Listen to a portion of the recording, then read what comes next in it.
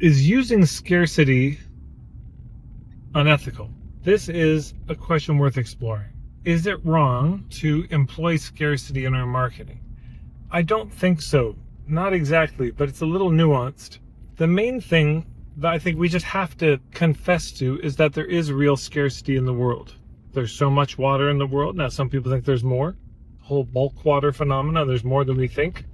But there's still a limit somewhere. There's a limit of the amount of time we have every day, 24 hours. There's a limit to how much you can eat. There's a limit to how much food there is in the world. Again, more than we think. Distribution is the main problem, but there's still a limit. There's limits everywhere. There's limits to how many people you can have in your programs, limits to how many people the room that you're renting for your workshop will hold. There's limits to your capacity to change the venue if you sell more seats and get something new. There's a limit to the number of venues. Limits everywhere, meaning scarcity is a natural part of the universe. I understand there's a whole abundance train people can get on. I'm not on the train. That everything's abundant. There's no limits anywhere.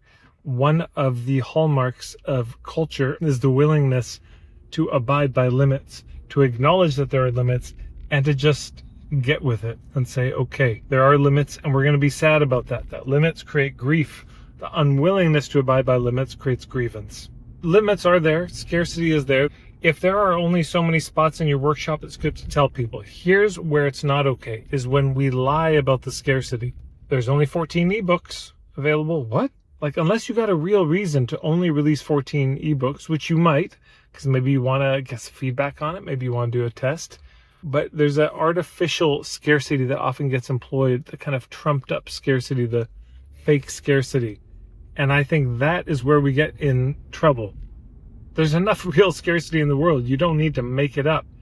But we often do. The price goes up in 2 hours that you say to a crowd you're talking to for the first time. And you just made up that number and that limit, that bit of scarcity to get them to buy.